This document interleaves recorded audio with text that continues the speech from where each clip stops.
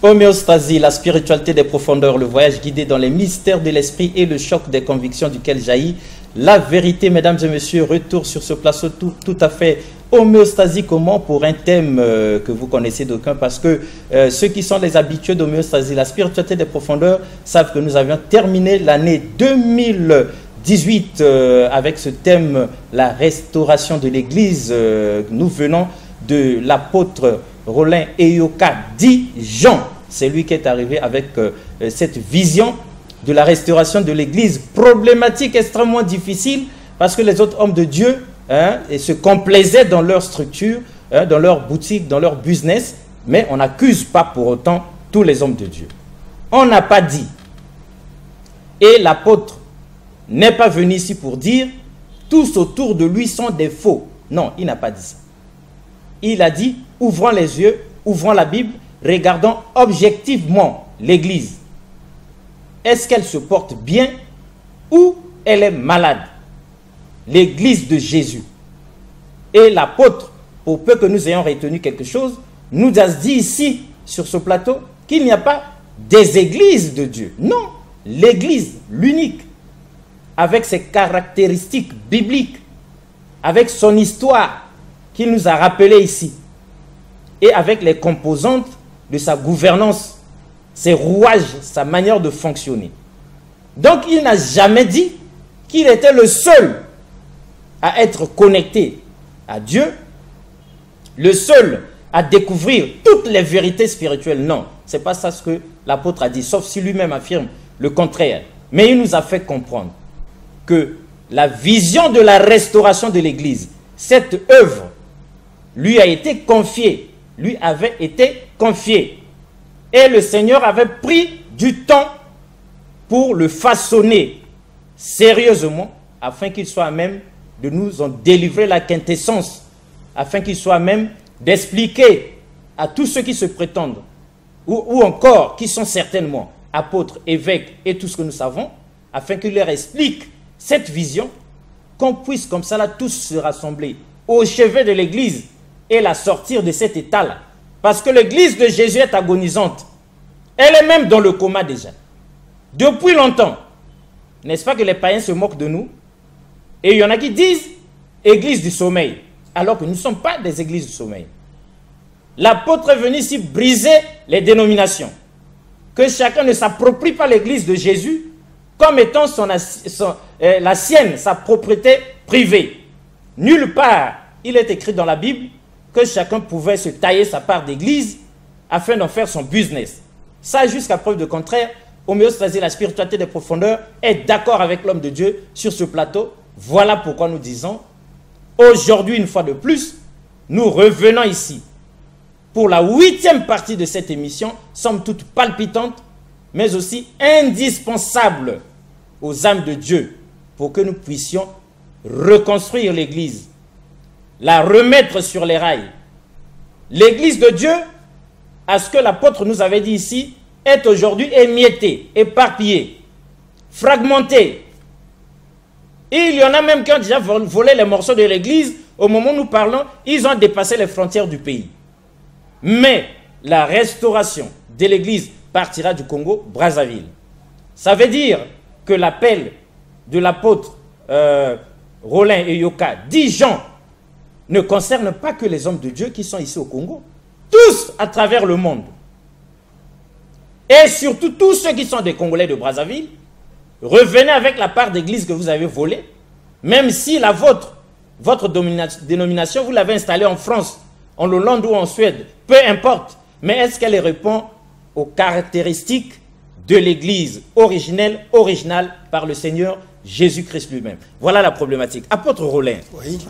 C'est vous qui nous cherchez des problèmes. Parce qu'à la fin on dit, homéostasie, c'est vous qui encouragez l'apôtre Rollin. Il se prend pour qui, l'apôtre Rollin? Alors dites à ceux qui nous suivent qui vous êtes. Je suis l'apôtre Eyoka Rollin. Je disais que le Seigneur m'avait donné ce nom-là, Jean. Et voilà pourquoi vous dites, l'apôtre Rollin dit Jean. Et vous n'ajoutez pas autre chose. Vous n'êtes pas un grand chef spirituel, un gourou, Non, je ne suis pas un gourou, je suis un chrétien. Vous n'êtes pas un grand maître d'une école initiatique, d'une société secrète, je n'ai pas été de la franc-maçonnerie au 33e degré. Je n'ai jamais été dans ce genre d'école. Mais vous n'êtes rien de tout ça. Pourquoi vous voulez, reconstruire, sinon restaurer l'église? Comment vous n'êtes pas un grand maître, un grand franc-maçon, comme certains hommes de Dieu, hein, qui sont homéostasie, comment? Francs-maçons. N'est-ce pas qu'on se retrouve dans certaines loges? Vous n'êtes pas ça, l'homme de Dieu. Chrétien, vous êtes seulement un pasteur. On ne peut pas être à la fois chrétien. Vous êtes seulement un apôtre. On ne peut pas être à la fois chrétien et franc-maçon. Ah! Ça jamais. On ne peut pas être à la fois chrétien et appartenir à une école initiatique. Non? Oui, mais chez nous, les francs-maçons, on n'enlève pas le grade de pasteur au pasteur. L'apôtre reste apôtre, le pasteur reste pasteur, le prophète reste prophète, même franc-maçon. Comment pouvez-vous imaginer qu'un pasteur puisse être un franc-maçon? Mais pour acquérir de la connaissance, l'homme de Dieu. Quelle connaissance? La spiritualité des profondeurs. Ça, c'est la connaissance mondaine. Nous avons besoin de la connaissance de Christ. Oui, mais pour délivrer. Qui est le sage? Où est le sage? Où sont les disputeurs de ce monde? Le monde, avec sa sagesse, n'a pas connu Dieu dans la sagesse de Dieu. L'homme de Dieu, ce que vous dites là, vos pères, d'autres hommes de Dieu, l'ont compris. Même si les profanes ne comprennent pas encore bien. Mais une question, avant d'entrer dans la question des téléspectateurs. Oui. Vous êtes conscient, oui. Vous avez vent, vous savez que, depuis un bon bout de temps, par les temps qui courent, beaucoup d'hommes de Dieu sont devenus francs-maçons. N'est-ce pas? Je peux dire que s'ils sont francs-maçons, ils ne sont pas hommes de Dieu. Ah, si vous êtes franc-maçon... Ou ils sont francs-maçons, c'est tout. Ou ils sont hommes de Dieu. On ne peut pas être les deux à la fois. On ne peut pas être les deux à la fois. D'accord, apôtre Rolin, on aime votre courage parce que visiblement vous ne craignez pas, vous dérangez les abeilles et puis vous ne vous protégez pas. Quelqu'un avait dit lors de la première émission, l'apôtre Rolin sait très bien ce qui était arrivé à Jésus lui-même. Oui, mais... Si le bois vert, nous avons réussi à le brûler. Maintenant, c'est lui, Rolin et Yoka, quoi que disent Jean, c'est lui que nous n'arriverons pas à brûler, nous autres. Les grands francs-maçons, les grands rosicruciens. Je les attends. Ah, vous les attendez. Je les attends. Donc vous ne craignez rien. Je ne crains absolument rien. Puisque vous ne craignez rien, ça permet au homéostasie, la spiritualité des profondeurs, de poser toutes les questions parce que l'homme, mesdames et messieurs, la problématique est d'importance. Nous n'allons pas parler. Vous allez constater, homéostasie dit on fait trop de bruit. Nous ne faisons plus de bruit, mais nous allons lire toutes vos questions, une à une, afin que l'homme de Dieu, lui-même, qui vient ici déranger les abeilles, sinon mettre son pied dans le plat, pendant que les autres sont en train de concocter leur business, il ose comme ça là, sonner la fin de la récréation. Si ce n'est pas énervant, or lui il ne craint rien, certainement que Jésus lui a dit, va, dis-leur et ne crains rien. Le Seigneur Jésus lui-même est aux commandes de l'homme de Dieu. Oui, il est avec moi et il m'a dit, il ne faut jamais trembler devant eux. Et vous ne tremblerez jamais. Je ne tremblerai jamais. D'accord, à l'homme de Dieu. Première question des téléspectateurs. Qu'est-ce qui a conduit à la destruction de l'Église de Christ? Puisqu'aujourd'hui on parle de sa restauration, de sa reconstruction. Mais qu'est-ce qui avait fait que cette Église soit détruite un jour dans l'histoire? Oui, mais la Bible elle-même, la prophétie biblique, nous donne déjà des signaux forts. Dans les précédentes émissions, je disais que l'apôtre Paul, en son temps, avertissait déjà l'Église qu'après mon départ, il s'élèverait des hommes qui viendront pour enseigner aux autres des choses pernicieuses. Qu'il y aurait des loups ravisseurs qui s'introduiraient dans le troupeau pour amener avec eux les brebis du Seigneur. C'était déjà là le début de la rébellion à cette époque-là. Quand vous lisez la Bible, vous voyez déjà à cette époque-là, et quand vous lisez Apocalypse, on vous parle d'un certain courant qu'on appelle les Nicolaïtes. Je ne sais pas s'il s'agit de Nicolas qui était parmi les 7 diacres à Jérusalem, mais ce qui est sûr, c'est que c'est quelqu'un qui est venu avec un courant de pensée et qu'on appelait les Nicolaïtes. Donc les adeptes de ce courant-là s'appelaient les Nicolaïtes. C'était déjà là le début de quoi? De la rébellion dans l'Église du Seigneur. Et déjà à cette époque, Paul aussi annonçait que ayez les regards sur ceux qui marchent selon le modèle que vous avez en nous. Parce qu'il y en a plusieurs qui marchent en ennemis de la croix de Christ. Ils ont pour Dieu leur ventre. Ils ne pensent qu'aux choses de la terre. Donc on nous montrait déjà des gens qui viendraient comme ça avec ce que j'ai appelé des recettes préparées d'avance par l'esprit de la rébellion qui gouverne le monde aujourd'hui. Vous pesez bien vos mots. Oui, l'esprit qui utilise les francs-maçons et autres, les sociétés secrètes et autres là. C'est cet esprit qu'on appelle le diable, le serpent ancien Satan, et qui est derrière toute cette rébellion, parce que le premier rebelle, c'est lui. Il s'est rebellé au ciel, il s'est frayé un chemin, il est descendu sur la terre, et il est venu séduire Adam et Ève dans le jardin d'Éden. Et voilà un peu tout. Et tout ce qui arrive aujourd'hui sont ses enfants, sont ses fils. Et c'est tout ça. Et il y a tout ça. Et ensuite, vous voyez que Paul annonçait déjà qu'il arrivera un temps où les gens ne voudront plus entendre la saine doctrine. Par la démangeaison d'entendre des choses agréables, ils se donneront une foule de docteurs qui leur diront ce qu'ils aiment entendre. Ils détourneront l'oreille de la vérité pour se tourner vers les fables.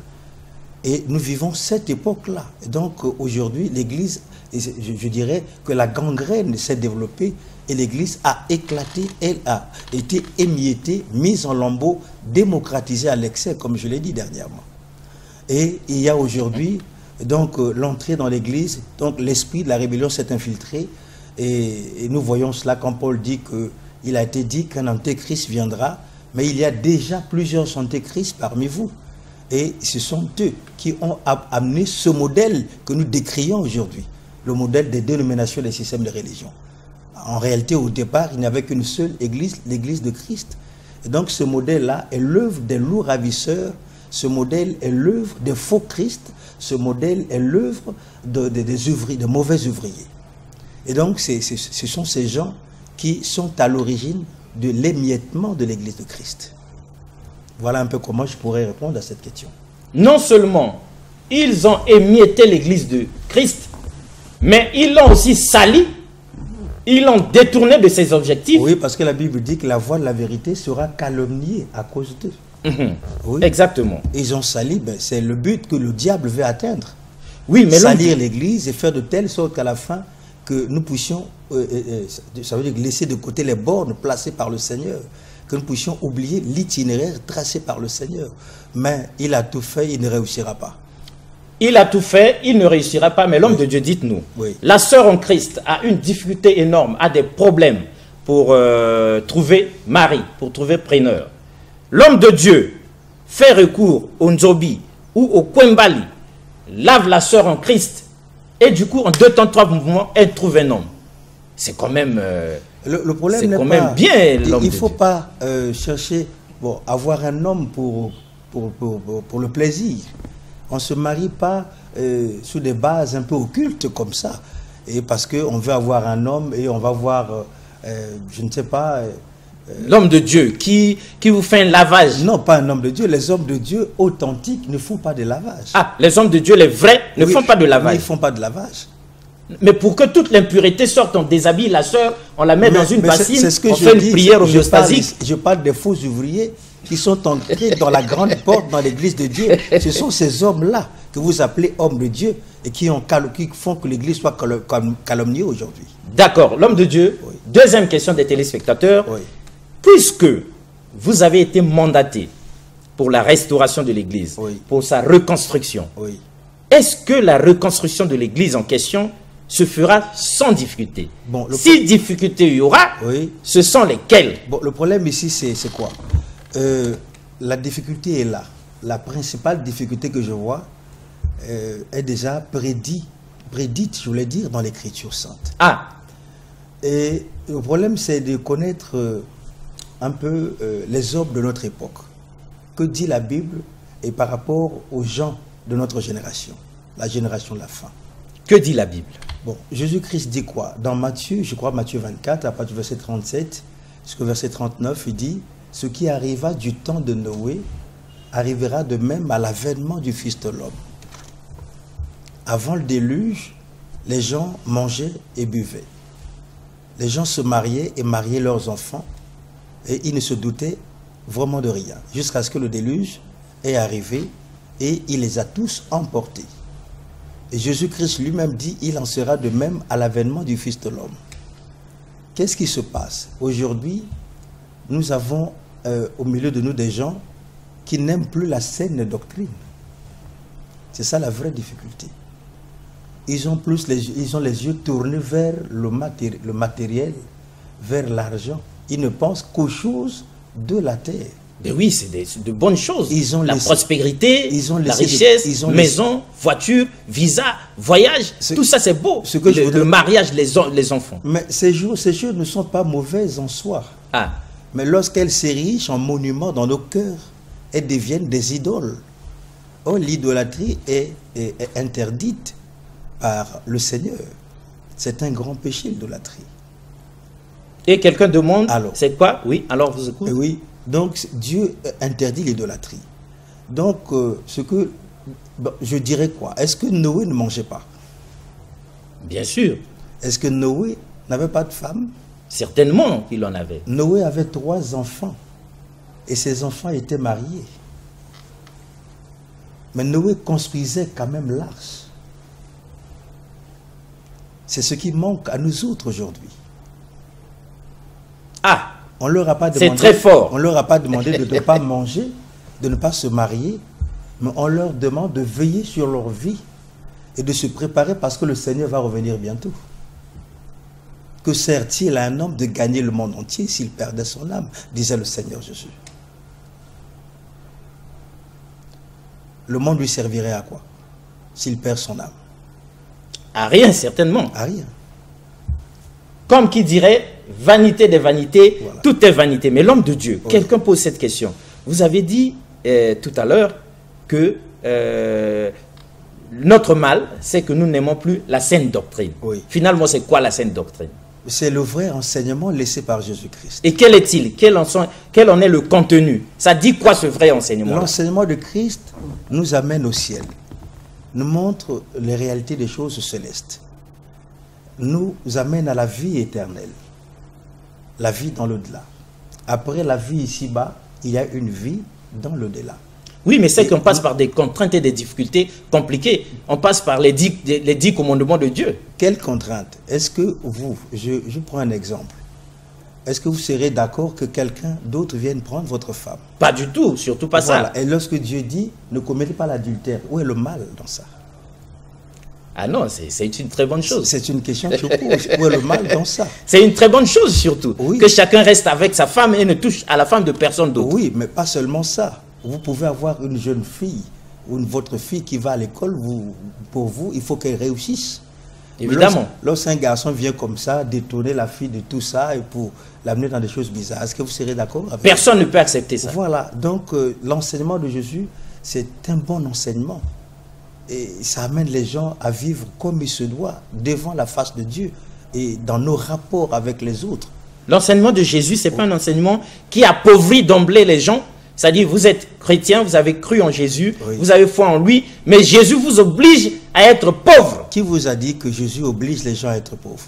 Mais c'est seulement Satan qui enrichit les gens, l'homme de Dieu. Qui vous a dit ça? Mais c'est ce que nous croyons. Mais c'est ce que vous croyez, mais il vous trompe. On l'appelle le malin, le trompeur. Le diable, en réalité, n'a rien créé. Ah. Moi, on me disait ici, quand quelqu'un a l'argent, dit parce qu'il est dans la franc-maçonnerie. Maintenant, les francs-maçons n'ont plus d'argent. Ah non, ils n'en ont plus. Ils prenaient l'argent du pays, ce n'était pas leur argent. Et maintenant que le pays n'en a plus, eux aussi n'en ont plus. Chaque fois qu'on va chez eux, oui. Ils ne donnent plus ce qu'ils nous donnaient avant. Voilà, donc il ne faut pas venir ici tromper les gens, dire que c'est Satan qui donne l'argent. L'or et l'argent appartiennent au Seigneur. Donc le Seigneur Jésus n'est pas contre la richesse, ni contre les chrétiens riches. Mais c'est lui qui a créé toutes ces richesses, c'est lui qui nous les a données. D'accord. Alors l'homme de Dieu, oui. Que dit la Bible sur le comportement qui convient au sein de Dieu, appelé à hériter le ciel? La Bible dit quoi? Question des téléspectateurs. Mais le comportement qui convient aussi, qui plairait au Seigneur Jésus. Appelés à hériter parce que nous ne voulons pas rater le ciel quand même. C'est un comportement digne de l'évangile, simplement. La parole de Dieu existe. Nous la lisons à l'église, à la maison aujourd'hui, la Bible, et on peut la trouver partout. Ce que Dieu nous demande de faire, c'est d'obéir à la parole de Dieu, de pratiquer la parole. C'est tout, c'est simple. On pratique la parole, on obéit. Oui, à la parole. Et puis la voie du ciel est toute tracée pour nous. Oui. L'homme de Dieu, quatrième question des téléspectateurs.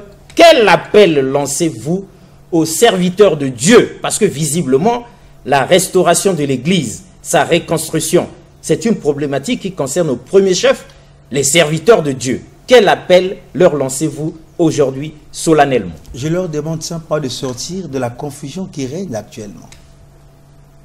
Il y a confusion dans l'Église de Dieu aujourd'hui.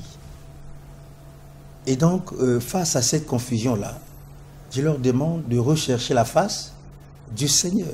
Vous demandez ça aux serviteurs de Dieu? Oui, et le Seigneur leur montrera le chemin à suivre. Et en ce moment-là, ils pourront sortir de Babylone, ce grand système spirituel qui existe actuellement. Et ils pourront en ce moment alors accomplir la volonté de Dieu. Parce que ce que Dieu veut pour chaque serviteur, c'est quoi? C'est qu'au quotidien, la volonté de Dieu. Nous accomplissions sa volonté. Lorsqu'un serviteur ne connaît pas la volonté de Dieu, lorsqu'un serviteur vit comme ça dans la confusion, je crois qu'il ne va pas dire qu'il est serviteur de Dieu. On est serviteur de Dieu lorsqu'on accomplit la volonté de Dieu. Sinon, on ne l'est pas. Mais l'homme de Dieu, vous n'allez tout de même pas nous dire, vous n'allez pas oser nous dire qu'il existe comme ça des serviteurs de Dieu qui ignorent tout de la volonté de Dieu et qui ne se comportent même pas comme demandé par Dieu. Ce qui reste à comprendre, est-ce qu'ils sont véritablement serviteurs de Dieu? Parce qu'aujourd'hui, c'est tout le monde qui apparaît, qui s'autoproclame serviteur de Dieu. Mais il faut vérifier si ces hommes-là ont été mandatés par le Seigneur lui-même. Et qu'est-ce qui permettrait comme ça de vérifier et de se rendre compte qu'ils sont ou pas de Dieu? On reconnaît l'arbre par son fruit. Vous l'aviez déjà dit plusieurs fois. Il suffit simplement de regarder comment ils se comportent. On saura que ce ne sont pas des serviteurs de Dieu. Quelqu'un qui est serviteur de Dieu, il est encore dans la franc-maçonnerie. Vous dites que c'est un serviteur de Dieu. Non. Pour moi, ce n'est pas un serviteur de Dieu, c'est un occultiste. Oui, mais si l'apport, les connaissances maçonniques lui permettent en même temps d'avoir la vision de l'aigle, dès qu'il regarde la sœur en Christ ou bien le frère, il connaît déjà le problème. Et du coup, il délivre. On ne perd plus le temps à souffrir. Non. En 2 temps, 3 mouvements, on est délivré. Et l'Église grandit. Ne me dites pas que les francs-maçons ont une telle puissance. Non. Amenez-moi ici quelques francs-maçons. Vous allez voir comment ils vont rouler ici. Les démons vont se manifester dans leur vie ici. Non, ne dites pas ça parce que les francs-maçons sont en train de vous suivre. Je vous dis, ils me suivent, mais je leur lance un défi. Si jamais ils arrivaient ici, des démons se manifesteraient. Qui viennent. L'homme de Dieu. Ils ont la trouille de toute façon, là où ils sont. Ça n'engage pas homéostasie la spiritualité des profondeurs. En tout cas, ça n'engage que l'homme de Dieu. Mais, nos parents francs-maçons, si jamais vous mettez le pied ici, homéostasiquement, on verra des démons se manifester. Oui. Si on a un qui est sûr que ce n'est pas le cas. Ils ont même honte de se déclarer francs-maçons eux-mêmes. Voilà bien sûr, ils ne déclarent pas ciel ouvert. Pourquoi? Voilà pourquoi on appelle ça les sociétés secrètes. Donc, posez votre lampe ici, sur la table aussi au vu de tous, au lieu de continuer de vous cacher. Sinon, la restauration de l'Église concerne même la franc-maçonnerie. Parce que vous aussi, vous avez déjà perverti comme ça là, égaré comme ça là, coopté beaucoup d'hommes de Dieu. L'évangile leur concerne. Le message que je vais annoncer aux francs-maçons, c'est quoi? Jésus va revenir bientôt. Et s'ils ne se répandent pas, ils iront en enfer avec leur franc-maçonnerie. Même les plus grands maîtres des francs-maçons. Tout le monde-là. Jésus est le seul chemin qui mène au ciel. En dehors de ça, le reste, c'est l'enfer. D'accord. Oui. L'homme de Dieu, quelqu'un a dit, laissons les francs-maçons d'abord dans leur coin là-bas. Oui. On parle de la restauration de l'Église. Oui. Déjà, l'Église a des problèmes. Même les hommes de Dieu ne s'aiment pas. Ils sont nombreux à dire, l'apôtre Rollin, ce qu'il dit est vrai. Mais est-ce qu'il était obligé de le dire déjà? Ils sont nombreux à dire, il se prend pour qui? Et aujourd'hui, question des téléspectateurs, quelle est la part des serviteurs de Dieu, justement, dans la reconstruction de l'Église de Christ? C'est simple. La part des serviteurs de Dieu, la première des choses que les serviteurs doivent faire, très important, c'est toujours de rechercher la face de Dieu. Je vais vous prendre un exemple. À l'époque de Néhémie, Néhémie se trouvait à Suse. Il était là-bas fonctionnaire, il était au service d'un roi. Et Anani et quelques hommes venus de Juda sont arrivés pour lui dire que les frères qui sont restés de la captivité sont au comble du malheur et de l'opprobre. Les murailles de Jérusalem sont détruites. Jérusalem est en ruine. Et Néhémie est resté plusieurs jours dans la désolation. Alors il a jeûné, il a prié. Il a invoqué le Dieu des cieux. Et c'est Dieu qui a touché le roi. Et le roi lui dit, mais pourquoi tu es triste comme ça? Lui dit, mais voilà ce qui se passe dans mon pays. Et c'est le roi qui lui a donné les lettres, des moyens pour aller reconstruire les murailles de Jérusalem. Et ça, c'est grâce à la prière qu'il avait faite à Dieu. Dieu peut nous donner les moyens pour accomplir cette mission. Nous ne pouvons pas le faire sans le Seigneur. Donc, la part que nous avons en tant que serviteurs, c'est en constatant la destruction de l'Église de Dieu, nous devons rechercher la face de Dieu. C'est ce que j'ai fait.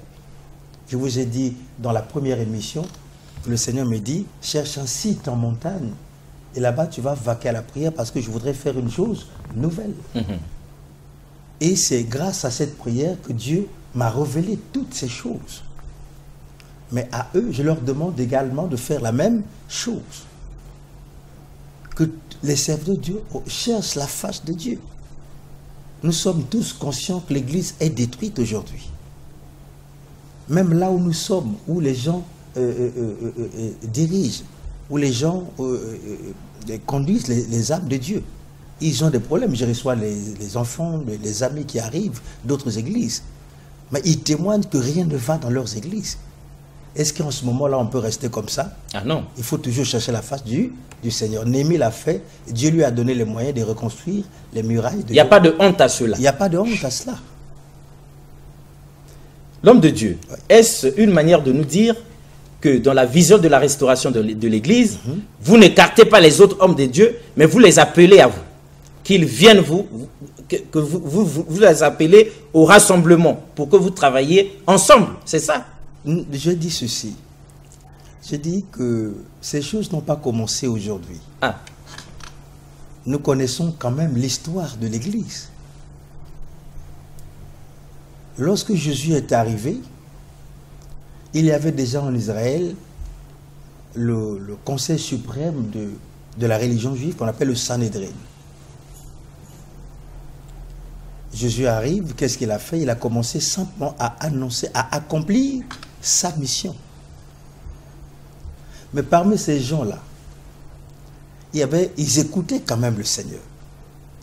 Mais il y a eu des gens qui étaient prêtres, certes. Mais cela ne leur a pas empêché d'aller écouter le Seigneur. Parmi ces gens, il y a Nicodème, il y a Joseph d'Arimathie et bien d'autres, qui étaient devenus des disciples de Jésus. Ce sont eux qui ont même enterré Jésus.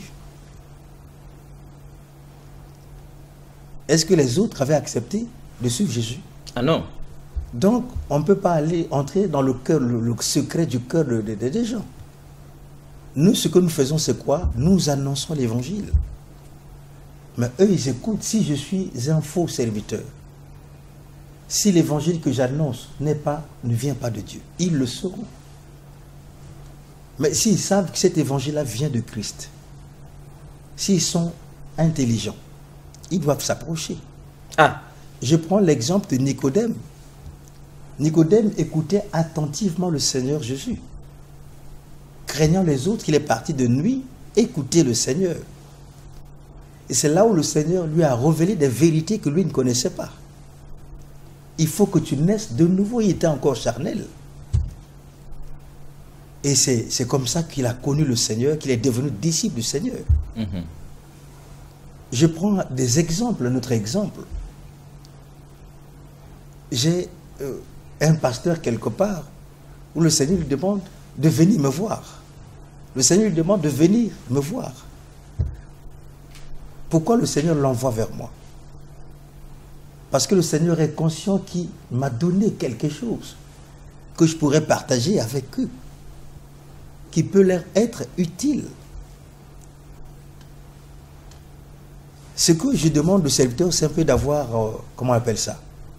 D'avoir cette humilité-là. Il faut être humble. Lorsqu'on sert Dieu, il faut être humble. Lorsqu'on sert Dieu, on ne connaît pas tout. On peut connaître des choses à travers les autres qui ont aussi connu le Seigneur. Donc il n'y a pas de mur entre eux et nous. Il n'y a pas de mur. Oui. Mesdames et messieurs, nous préférons arrêter le char de feu de l'apôtre. Parce que tel qu'il est parti dans cet enseignement-là, on risque de ne pas poser toutes vos questions et vous crierez encore au scandale. Mais dans cette première partie, la pensée du jour revient comme pour nous dire et souligner de plusieurs traits, il y a plus de destructeurs que de constructeurs, sinon de bâtisseurs dans l'église de Christ, dans l'église de Dieu. On voit beaucoup plus ceux qui détruisent et ils sont moins nombreux ceux qui sont là à construire. N'est-ce pas l'homme de Dieu? Oui, ça c'est vrai. Alors, l'église restaurée, église de Brazzaville, oui. Mais dans quelles conditions ça prie là-bas? Comment ça se passe? Comment se comporte ou comment prêche l'homme de Dieu? Nous avons enquêté pour vous et c'était le 31 décembre. Patrick, balancez-nous un extrait de cet homme de Dieu parce que la valeur de tout message dépend étroitement de la qualité du messager. Qu'on puisse voir le poisson dans l'eau pour savoir s'il nage bien ou pas. Après, nous reviendrons ici pour la deuxième partie de cette émission. Patrick, c'est à vous. La paix du Seigneur soit avec vous, vous tous qui êtes venus. Je vous salue tous, vous tous qui avez répondu à l'appel de Dieu en venant ici. Donc, mbote mingi, mbote, mbote, mbote, mbote, mbote, mbote. Amen. Le Seigneur Jésus-Christ est le souverain juge. Le juge des vivants et des morts. Le juge de tous les esprits. Et ce Jésus m'a demandé de vous dire ceci, que le temps n'est plus à la distraction. Que tango et tango ya distraction lisusu te. Que tous ceux qui gardent le souvenir des promesses de Dieu pour les générations qui sont sous le ciel, que tous ceux-là se souviennent de cette promesse faite par le Seigneur. Il y a dans l'Écriture sainte une promesse que le Seigneur nous a faite. Et ces promesses sont sur le point de s'accomplir. C'est écrit dans Jean chapitre 14, du verset 1 jusqu'au verset 3. C'est ici la foi des chrétiens et la raison d'être de l'Église de Christ sur terre. Maintenant que je suis en train de vous parler, Jésus a déjà préparé toutes les places. Ce qui nous a dit qui église, c'est que Jésus a couvert pour l'église et qui est là-bas. Il s'agit pour être mokolomoko, église et matalikolo. Alors, frères et sœurs, l'église attend le retour de Jésus et l'union de Christ avec son église commence par l'enlèvement des saints. Aujourd'hui, la confusion, elle est totale. L'imbroglio est total. Na oya samela kabikyoko kanzambe. Oya bonde la kabato kanzambe. Moto toi ko sokelem na nzambe. Confusion est commise partout. Mais na katekati, il y a confusion. Le Seigneur avait averti. On va crier. Et la voix qui va crier dira quoi? Voici l'époux. Allez à sa rencontre. Allez à sa rencontre. Alléluia. Amen.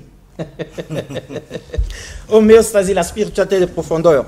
Pardon, le voyage guidé dans les mystères de l'esprit et le choc des convictions duquel jaillit la vérité, l'homme de Dieu. On a eu un aperçu de l'apôtre Rollin et Yoka, dit Jean, dans son milieu et dans l'exercice de son ministère. Et nous en sommes ravis. Homéostasie, lui, depuis longtemps, il vous avait dit que ça fait 15 ans, et nous sommes dans la 16e année, où nous homéostasions ici, que nous homéostasions, mais nous n'avions jamais eu un seul homme de Dieu avant que l'apôtre Rollin et Yoka, dit Jean, n'arriva ici.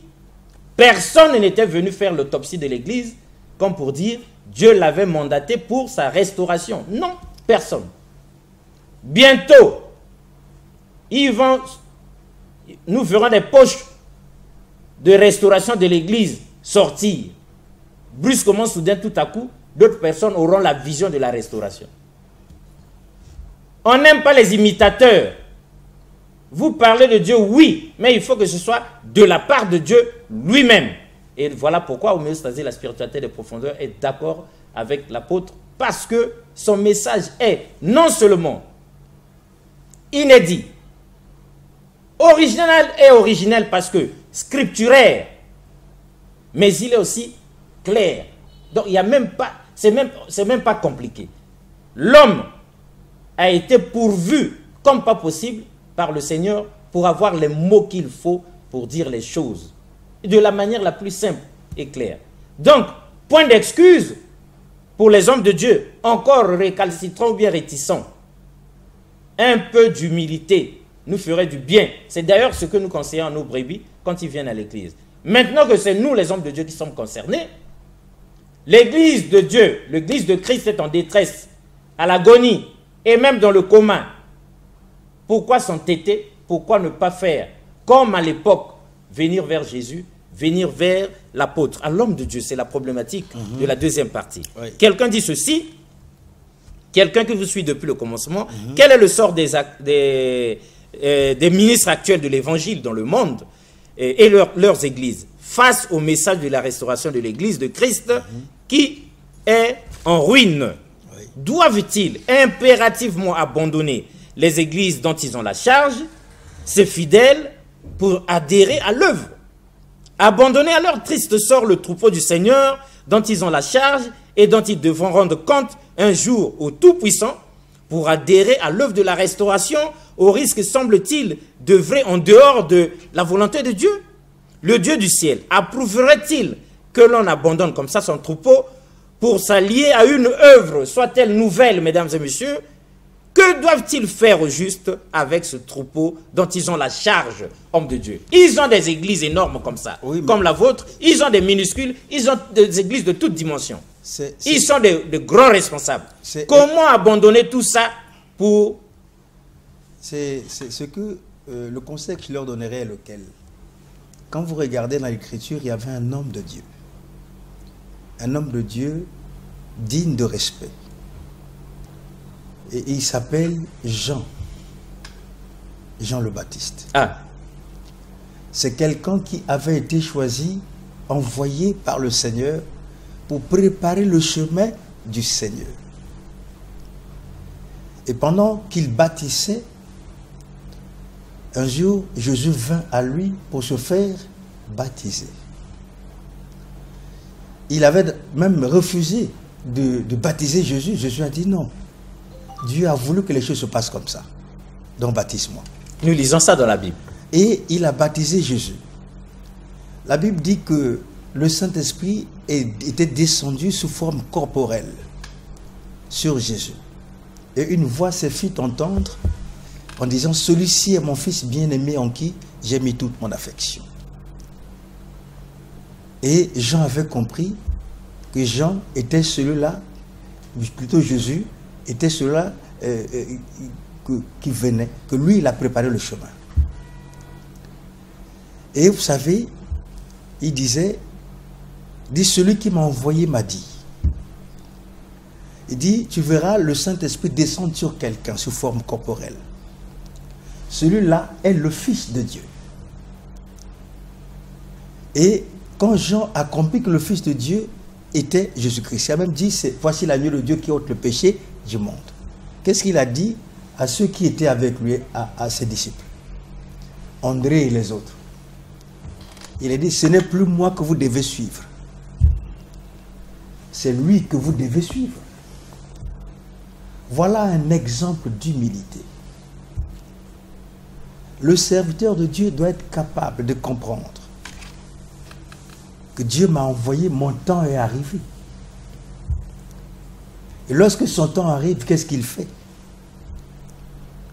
Il prie le Seigneur, qu'est-ce que je dois faire de ces brebis que tu m'as données, Le Seigneur va toujours l'orienter. Et c'est ce qui manque dans la vie de plusieurs serviteurs de Dieu aujourd'hui. Nombreux ne sont plus comme Jean, qui pouvait dire à ses disciples, ce n'est plus moi que vous devez suivre. Suivez Jésus. S'il refuse de...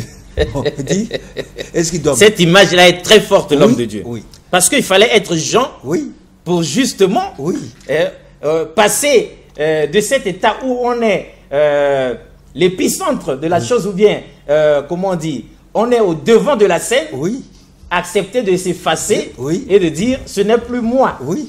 Voilà l'homme que vous devez suivre. Encore que... Et les disciples, on ne s'arrête pas là. Les disciples étaient jaloux. Parce qu'ils sont venus vers Jean pour dire que tout le monde va à lui. Et ils baptisent là-bas à Élim. Et Jean leur a dit... C'est écrit dans la Bible, ça. Oui. Et Jean leur a dit, qu'est-ce que je vous ai dit? Il dit, l'épouse lui appartient. L'épouse lui appartient. Moi, je suis l'ami de l'époux. Je me tiens à ses côtés et je suis dans la joie quand j'entends sa voix. Et cette joie, elle est la mienne, elle est parfaite. Que lui croisse, que moi, je diminue. Alors, l'heure est venue. Dieu a suscité une œuvre nouvelle. Je suis témoin de ce que je suis en train de dire. Et cette œuvre-là, Dieu l'a suscitée pour le salut de ces mêmes brebis qu'eux ils conduisent. Qui n'empêche pas ces brebis de venir écouter l'apôtre Jean. C'est très fort. Homme de Dieu, vous qui hésitez encore là, imaginez un seul instant que l'apôtre Jean ait comme ça hésité. Que vais-je devenir si je professe clairement, si je transmets le flambeau? Maintenant, je deviens quoi? Il a fait... J'ai quelque chose à édifier, à donner au peuple de Dieu, ou encore à tous ceux qui nous écoutent. J'ai reçu un jeune garçon qui dans sa maison priait. Il priait, il dit au Seigneur, alors l'apôtre Rollin nous parle ces derniers temps de la confusion qui règne dans l'église. Mais je veux le connaître. Est-ce que lui-même n'est pas dans la confusion? Voilà, une très belle question. Il priait. Et pendant qu'il priait, le Saint-Esprit est descendu sur lui. Et il a vu le Seigneur Jésus. Jésus n'est pas loin de nous. Jésus l'a pris par la main et dit, allons dans la ville, puisque tu veux connaître mon serviteur. Ils ont fait le tour de la ville de Brazzaville. Je ne cite pas ici les noms des églises qu'il a vues. Des églises. Sinon, ils vont commencer à dire... Tu ne vas dire, il a cité mon église. Voilà. Puis ça devient un problème. Et il rentrait dans l'église où le pasteur prêchait était seul. L'église dans l'eau où il n'y avait personne. Lui, il pleurait, il dit, Seigneur, vraiment, j'ai déjà vu et j'ai peur, laisse maintenant moi. Le Seigneur dit non. On doit traverser le fleuve. Il y a encore des choses à voir de l'autre côté du fleuve. Ils sont allés à Kinshasa. Ils ont fait le tour des églises. Il y avait l'eau dans les églises. Les pasteurs étaient noyés dans les églises. D'autres parlaient, mais la voix ne se faisait pas entendre. Ensuite, le Seigneur dit, on repart et à l'église restaurée. Là où est mon serviteur. Ils sont venus. Et il dit, papa, on ne pouvait même pas s'approcher de toi parce que c'était un monde fou. Il dit, depuis le goudron, les gens venaient de partout. Il dit, mais comme je connais ta voix, il dit, j'entendais de loin ta voix. nous sommes rentrés dans la salle avec le Seigneur. On a vu en haut comme ça, comme une sorte de passoire où l'eau suintait, coulait et les gens allaient s'abreuver. Et le Seigneur lui a dit, tu as vu? Et ensuite le Seigneur l'a envoyé vers un pasteur. Dis à ce pasteur-là d'aller voir mon serviteur. Ah! J'ai dit au jeune garçon, j'ai dit, qu'est-ce que tu as compris dans tout ça? Il m'a dit, tu es vraiment un serviteur de Dieu. Et c'est ce que je suis en train de demander à nos amis. Et il faut, quand vous ne comprenez pas quelque chose, il faut aller à la source. Quelle est la source de notre sagesse? Quelle est la source de la vérité que nous cherchons? Jésus a dit à Ponce Pilate, je suis venu au monde pour rendre témoignage à la vérité. Et quiconque est de la vérité écoute ma voix. Mes brebis entendront ma voix et elles me suivront. Elles ne connaissent pas la voix des étrangers. S'ils sont serviteurs, ça veut dire que c'est des gens qui parlent avec le Seigneur. Mais qu'est-ce que leur Dieu leur a dit? Donc ils aillent chercher la face du Seigneur. Et si c'est vraiment la volonté de Dieu qu'ils cherchent, je vois que le Seigneur leur montrera l'itinéraire. Si c'est vraiment la volonté de Dieu, que, homme de Dieu, vous cherchez, c'est simple. Il n'y a même pas à discuter. Il n'y a pas de bagarre. Il n'y a même pas à se fâcher. Mais, qui d'autre peut vous révéler si ce n'est le Seigneur Jésus lui-même? Mais par la prière, évidemment. Sans préjugés, sans parti pris. Humblement, Seigneur, fais tomber les écailles de mes yeux. Mais il n'y a pas que la prière, pas seulement la prière. Ah. Il y a aussi l'évangile que nous annonçons. Ah, il y a aussi ça. Mais Nicodème a écouté Jésus. Il a dit, mais Rabbi, personne ne peut dire ces choses s'il ne vient de Dieu. Ah.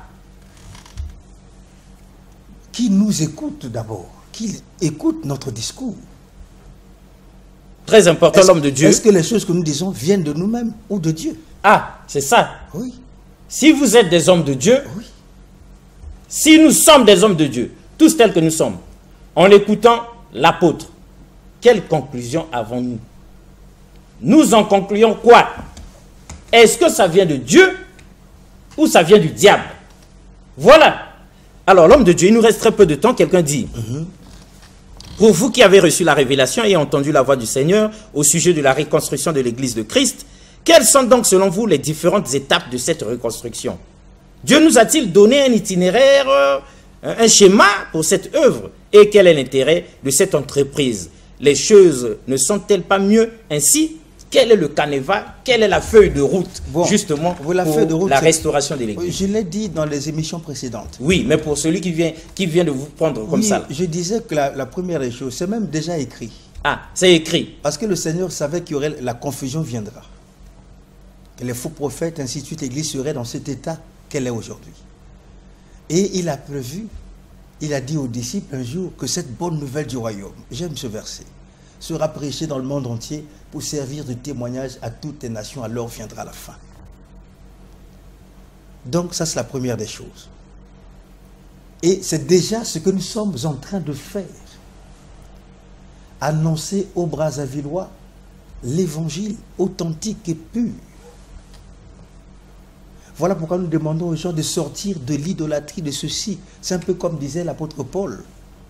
Dieu ne tient plus compte des temps d'ignorance. Ah, vous répondez à la troisième question de quelqu'un d'autre ici. Oui. Si nous vous suivons attentivement depuis le début, oui. Dieu n'est donc plus dans les dénominations et les systèmes de religion. Il appelle ses enfants au rassemblement. Oui.